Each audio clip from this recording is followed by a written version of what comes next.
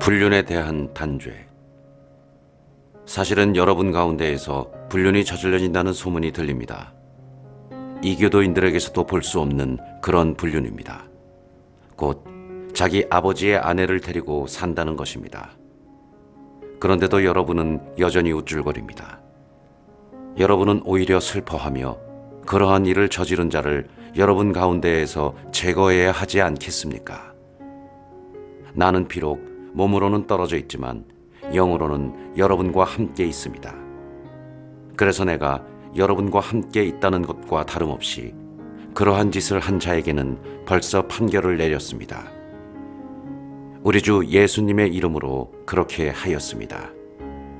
이제 여러분과 나의 영이 우리 주 예수님의 권능을 가지고 함께 모일 때 그러한 자를 사탄에게 넘겨 그 육체는 파멸하게 하고 그 영은 주님의 날에 구원을 받게 한다는 것입니다. 여러분의 자만은 좋지 않습니다.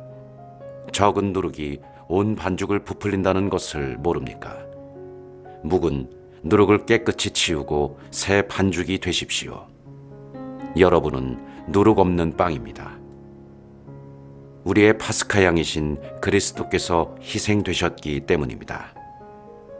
그러므로 묵은 누룩, 곧 악의와 사악이라는 누룩이 아니라 순결과 진실이라는 누룩 없는 빵을 가지고 축제를 지냅시다. 나는 전에 써 보낸 편지에서 불륜을 저지르는 자들과 상종하지 말라고 하였습니다. 물론 불륜을 저지르는 이 세상 사람들이나 탐욕을 부리는 자들, 그리고 강도들이나 우상 숭배자들과 전혀 상종하지 말라는 것이 아닙니다. 그렇다면 여러분이 아예 이 세상 밖으로 나가야 할 것입니다. 내가 그렇게 쓴 뜻은 교우라고 하는 사람이 불륜을 저지르는 자거나 탐욕을 부리는 자거나 우상 숭배자거나 중상꾼이거나 주정꾼이거나 강도면 상종하지 말라는 것입니다. 그런 자와는 식사도 함께 하지 마십시오. 바깥 사람들을 심판하는 것은 내 일이 아니지 않습니까? 여러분이 심판할 사람들은 안에 있는 이들이 아닙니까? 바깥 사람들은 하느님께서 심판하실 것입니다. 여러분은 여러분 가운데에서 그 악인을 제거해 버리십시오.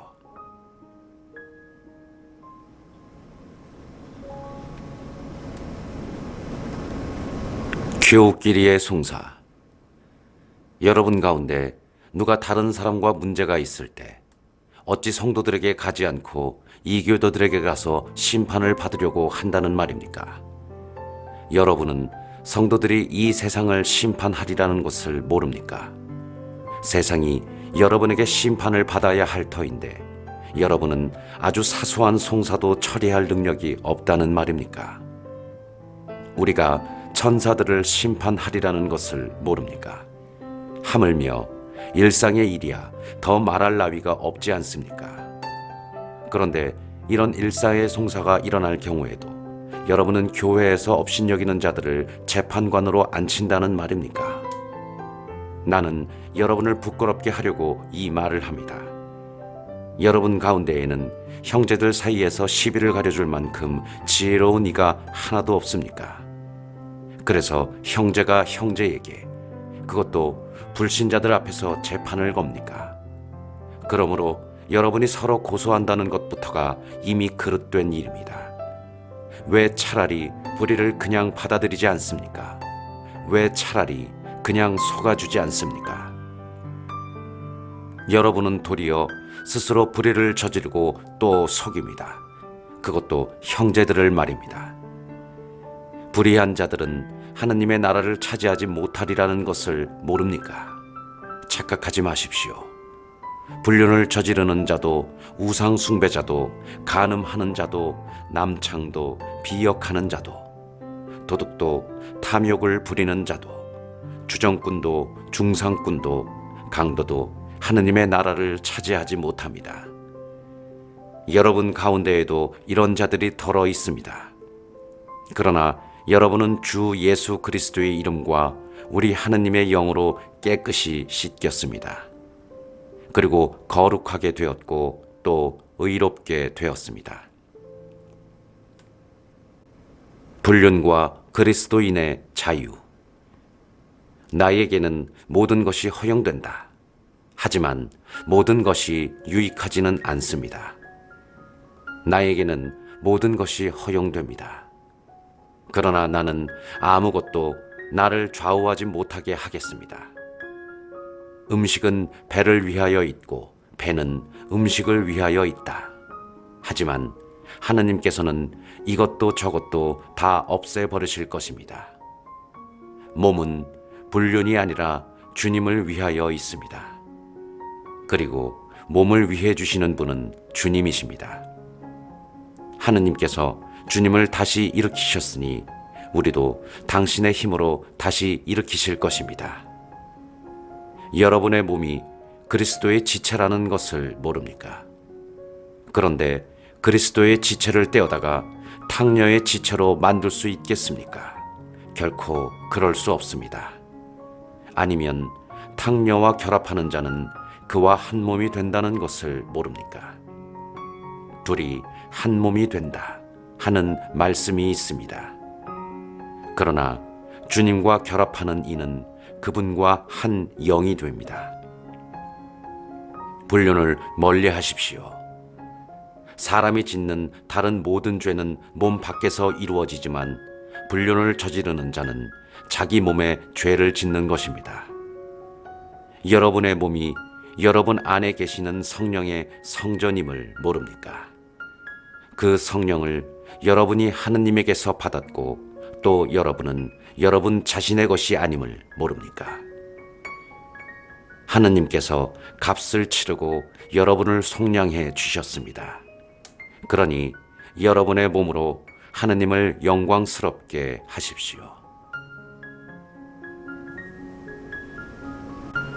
혼인 문제. 이제 여러분이 써 보낸 것들에 관하여 말하겠습니다. 남자는 여자와 관계를 맺지 않는 것이 좋다. 하지만 불륜의 위험이 있으니 모든 남자는 아내를 두고 모든 여자는 남편을 두십시오. 남편은 아내에게 의무를 이행하고 마찬가지로 아내는 남편에게 의무를 이행해야 합니다. 아내의 몸은 아내가 아니라 남편의 것이고 마찬가지로 남편의 몸은 남편이 아니라 아내의 것입니다. 서로 상대방의 요구를 물리치지 마십시오. 다만 기도에 전념하려고 얼마 동안 합의한 경우는 예외입니다. 그 뒤에 다시 합치십시오. 여러분이 절제하지 못하는 틈을 타 사탄이 여러분을 유혹할 수 있기 때문입니다. 그러나 그렇게 합의하여도 괜찮다는 뜻이지 명령하는 것은 아닙니다. 나는 모든 사람이 나와 같아지기를 바랍니다. 그러나 이 사람은 이런 은사, 저 사람은 저런 은사, 저마다 하느님에게서 고유한 은사를 받습니다. 혼자 사는 이들과 과부들에게 말합니다. 그들은 나처럼 그냥 지내는 것이 좋습니다. 그러나 자제할 수 없으면 혼인하십시오. 욕정에 불타는 것보다 혼인하는 편이 낫습니다. 혼인한 이들에게 분부합니다. 내가 아니라 주님께서 분부하시는 것입니다. 아내는 남편과 헤어져서는 안 됩니다. 만일 헤어졌으면 혼자 지내든가 남편과 화해해야 합니다. 그리고 남편은 아내를 버려서는 안 됩니다. 그 밖에 사람들에게는 주님이 아니라 내가 말합니다. 어떤 형제에게 신자 아닌 아내가 있는데 그 아내가 계속 남편과 함께 살기를 원하면 그 아내를 버려서는 안 됩니다. 또 어떤 부인에게 신자 아닌 남편이 있는데 그가 계속 아내와 함께 살기를 원하면 그 남편을 버려서는 안 됩니다. 신자 아닌 남편은 아내로 말미암아 거룩해졌고 신자 아닌 아내는 그 남편으로 말미암아 거룩해졌기 때문입니다.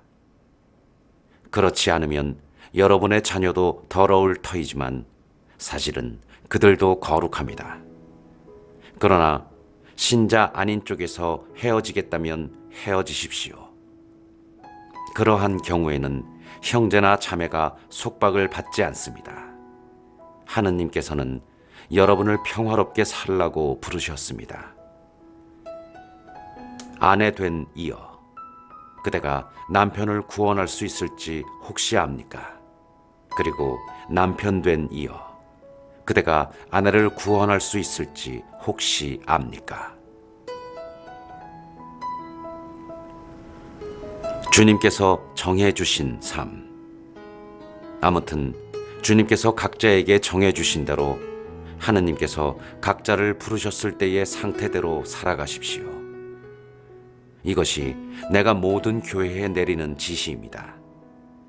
누가 할례받은 몸으로 부르심을 받았습니까? 할례받은 흔적을 없애려고 하지 마십시오.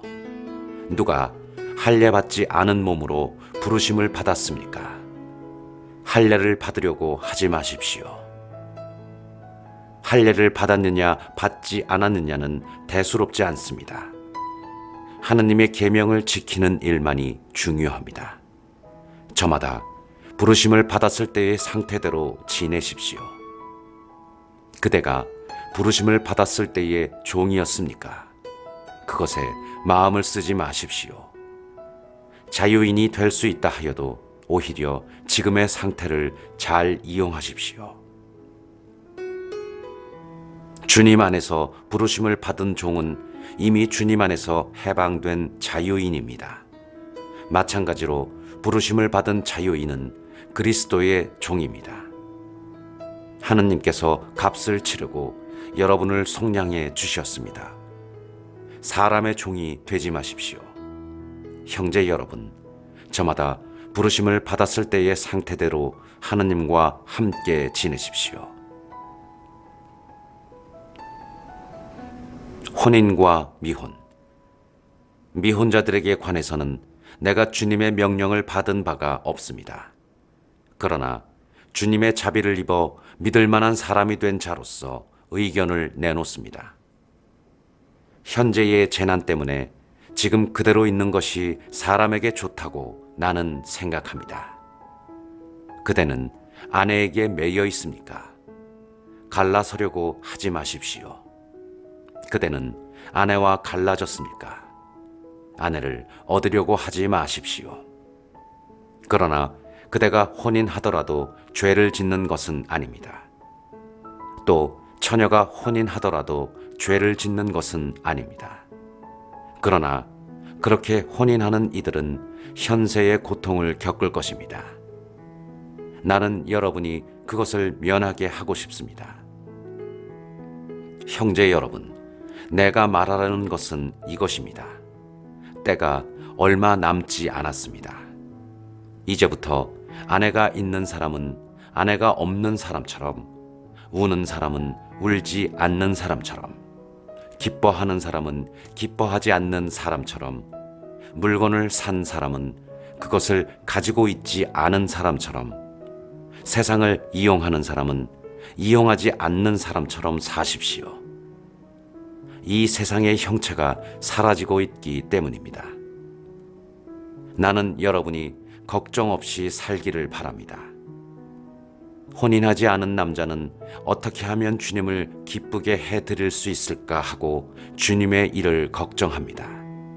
그러나 혼인한 남자는 어떻게 하면 아내를 기쁘게 할 수 있을까 하고 세상 일을 걱정합니다. 그래서 나는 마음이 갈라집니다. 남편이 없는 여자와 처녀는 몸으로나 영으로나 거룩해지려고 주님의 일을 걱정합니다. 그러나 혼인한 여자는 어떻게 하면 남편을 기쁘게 할 수 있을까 하고 세상 일을 걱정합니다. 나는 여러분 자신의 이익을 위하여 이 말을 합니다. 여러분에게 굴레를 씌우려는 것이 아니라 아무런 방해도 받지 않고서 품위 있고 충실하게 주님을 섬기게 하려는 것입니다. 어떤 사람이 자기 약혼녀에게 잘못한다는 생각이 들고 열정까지 넘쳐 혼인해야 한다면 원하는 대로 하십시오. 그가 죄를 짓는 것이 아니니 그 두 사람은 혼인하십시오. 그러나 마음속으로 뜻을 단단히 굳히고 어떠한 강요도 없이 자기의 의지를 제어할 힘이 있어서 약혼녀를 그대로 두겠다고 마음속으로 작정하였다면 그것은 잘하는 일입니다. 이와 같이 자기 약혼녀와 혼인하는 사람도 잘하는 것이지만 혼인하지 않는 사람은 더 잘하는 것입니다.